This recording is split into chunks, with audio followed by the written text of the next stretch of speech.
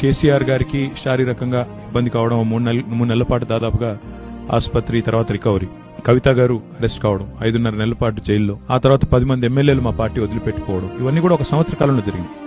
ఒకవైపు ఇవన్నీ జరుగుతూ ఉంటే కూడా ఇవాళ సరిగ్గా సంవత్సరం తర్వాత వెనక్కి తిరిగి చూస్తే నేను ఆనెస్ట్ గా చెప్పగలను, నిటారుగా నిలబడమే కాకుండా బాక్సింగ్ లో చెప్తారు ఎంత గట్టిగా పంచ్ చేయగలుగుతాం అన్నది కాదు, ఎంత గట్టిగా ఒక అవతలవాడు విసిన పంచ్ తీసుకుని తట్టుకొని కింద పడ్డా తిరిగి నిలబడగలుగుతావు అనేది ముఖ్యమని చెప్తారు.